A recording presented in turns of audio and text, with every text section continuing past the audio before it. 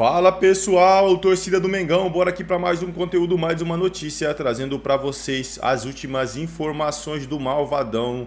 Globo Esporte de hoje, 9/9, atualizando todas as notícias do Flamengo.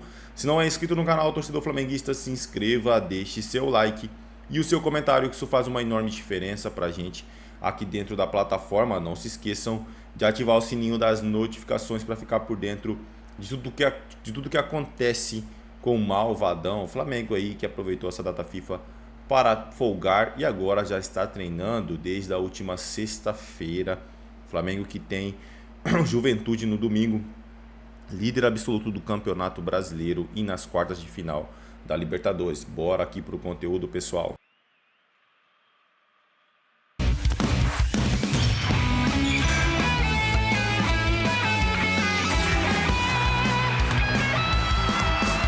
Para o horário mais cedo, 8h30 da noite, Brasil e Bolívia. É o último jogo das eliminatórias para a Copa do Mundo do ano que vem.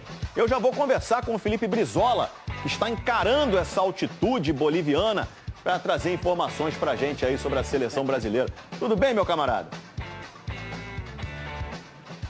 Tudo bem, Escobar. Um abração para você, para todo mundo que nos acompanha. E não tá fácil, viu? Na nossa equipe, todo mundo sentindo muito, dificuldade para dormir, sempre falta o fôlego, mas vamos vencer.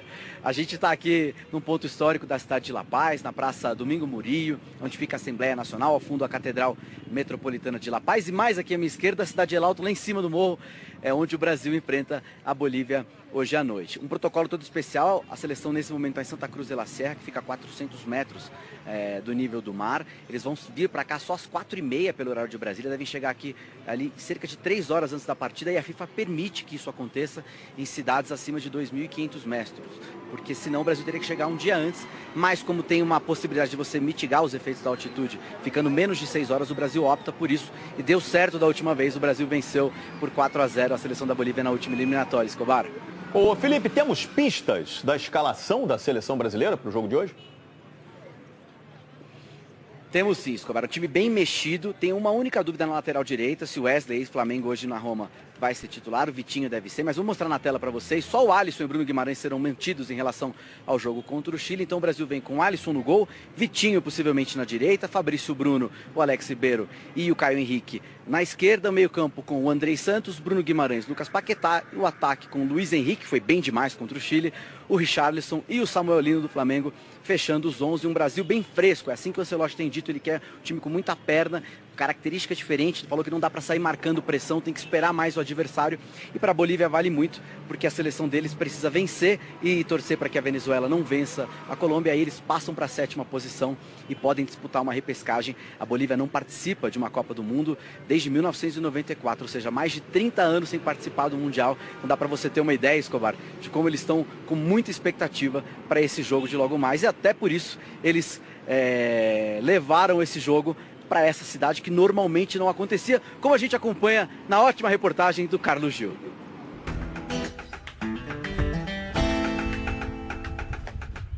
A seleção vai jogar na Bolívia e lá vem aquela reportagem sobre os efeitos da altitude. Você deve estar cansado dessa história, né? Cansado a gente fica um pouquinho de subir ladeira aqui em La Paz. Mas dessa vez, fica atento. Vamos trazer alguns elementos diferentes. Se liga só. O jogo de hoje traz uma situação inédita, um novo palco. Depois de 3 partidas em La Paz com 2 derrotas, os donos da casa decidiram que era preciso expor os adversários a algo mais potente, em busca de uma vaga na próxima Copa do Mundo. Lá embaixo, a apenas 3.600 metros de altitude, fica o estádio Hernando Siles, onde a seleção boliviana costumava jogar, porque agora o desafio é maior e mais alto.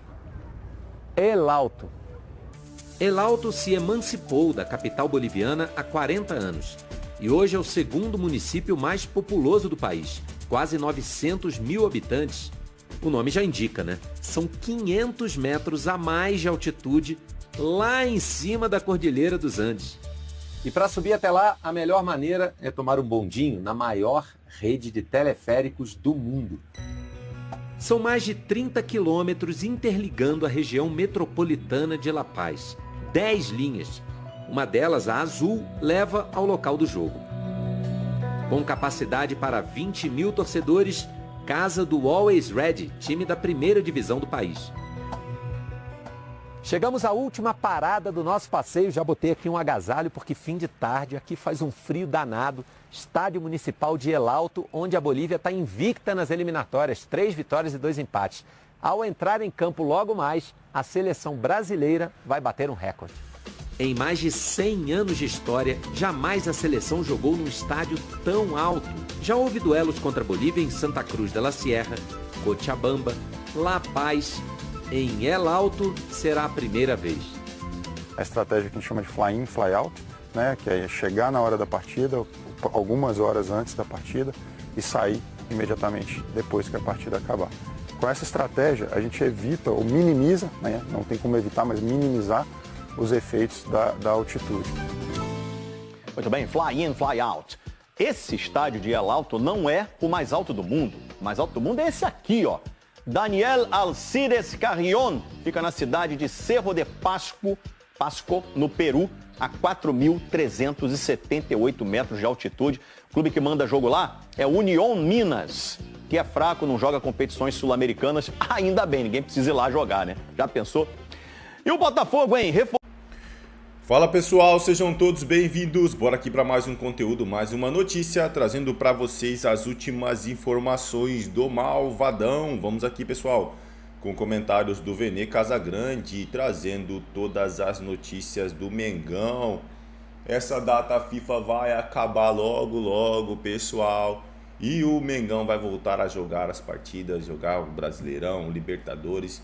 E você, que é torcedor flamenguista, se inscreva neste canal aqui, deixe seu like e o seu comentário, a sua opinião. Isso é muito importante, pessoal. Malvadão líder absoluto do Campeonato Brasileiro e está muito bem na Libertadores também nas quartas de final. Flamengo que descansou bastante, voltou aos treinos na sexta-feira passada e agora, né, tá se preparando aí para o jogo contra o Juventude. Bora pro conteúdo, pessoal. O Clube do Futebol Carioca está no caminho de virar SAF, porque o Fluminense divulgou nas redes sociais.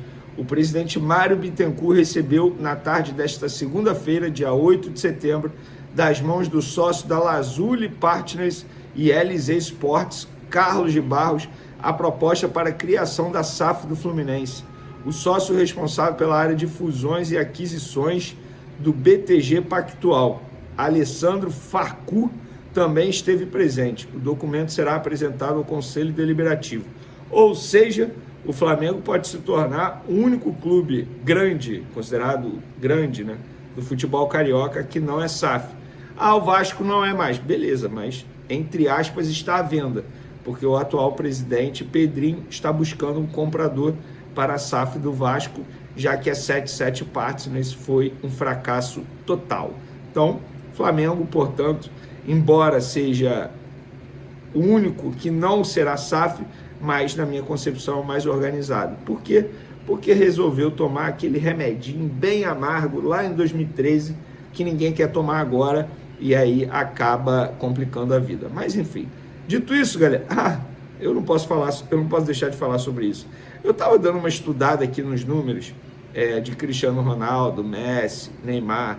Gente, na boa, não dá para comparar Neymar com esses dois. Inclusive, Cristiano Ronaldo me chama a atenção pelo seguinte: ele tem 942 gols, ele está a 58 gols de chegar ao milésimo. Mas isso chama atenção? Óbvio que chama. Mas olha o número de jogos. 1.285 jogos na carreira. Gente, para um jogador chegar a essa quantidade de jogos, o cara tem que ser muito preparado. Ele tem que se preparar muito, abrir mão de muita coisa na vida para poder ter esse número, para poder ter esse sucesso em qualquer que seja o esporte, no caso aqui, o futebol. E depois dos 28 anos, o Cristiano Ronaldo fez mais de 500 gols. Quando a gente começa a achar que o jogador vai cair de produção, porque normalmente é assim, quando chega a 30, vai cair um pouco de produção. Gente, ele cresceu a produção dele. Ah, mas ele está na Arábia. Beleza, teve gente que foi para a Arábia e não teve nenhum sucesso.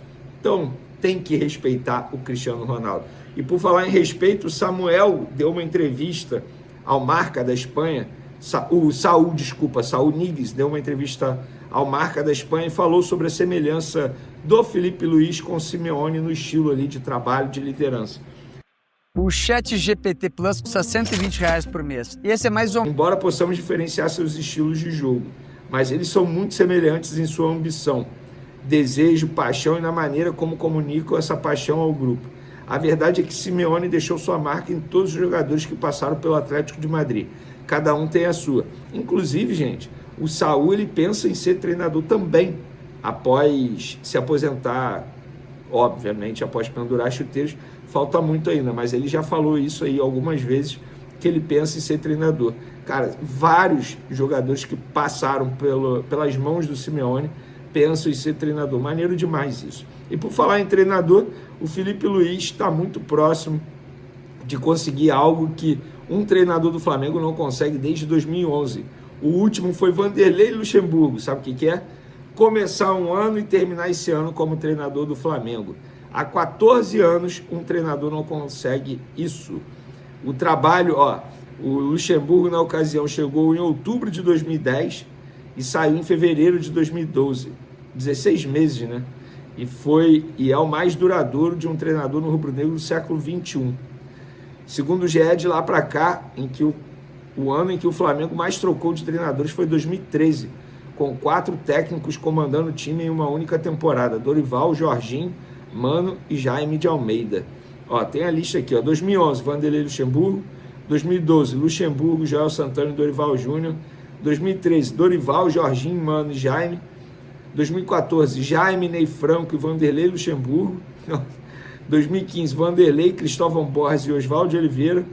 2016, Muricy e Zé Ricardo. Rapaz, comecei a cobrir o Flamengo lá no Sport Interativo no dia que o Zé Ricardo foi demitido. Eu lembro como se fosse hoje. Cara. Foi no começo de agosto, dia 4 de agosto, talvez, daquele ano de 2017. 2018, Carpegiani, Maurício Barbieri e Dorival Júnior. 2019, Abel Braga e Jorge Jesus. 2020, Jorge Jesus, Domenech e Rogério Ceni. 2021, Rogério Ceni e Renato Gaúcho. 2022, Paulo Souza e Dorival. 2023, Vitor Pereira, Sampaoli e Tite. 2024, Tite e Felipe Luiz. E 2025, Felipe Luiz. E eu acredito que o Felipe Luiz irá sim bater essa meta, digamos assim, de começar um ano e terminar esse mesmo ano. Maneiro demais. O Felipe Luiz tem tudo para continuar, inclusive. E eu acho que ele tem potencial para superar a idolatria do Jorge Jesus, porque se ele ganha a Libertadores esse ano, o Brasileiro, e continua no Flamengo ano que vem, nossa senhora, ele tem potencial para superar o Jorge Jesus, na minha concepção. Para finalizar o vídeo, galera, o sócio-torcedor do Flamengo está quase registrando 100 mil membros ativos. Eu fui fazer essa apuração e descobri que são quase 100 mil, porque atualmente o Flamengo registra um pouco mais de 95 mil membros ativos no plano de sócio-torcedor. Em janeiro, no começo dessa gestão e antes das mudanças efetuadas no plano de sócio-torcedor por essa gestão, o número era de 70 mil, em torno de 70 mil.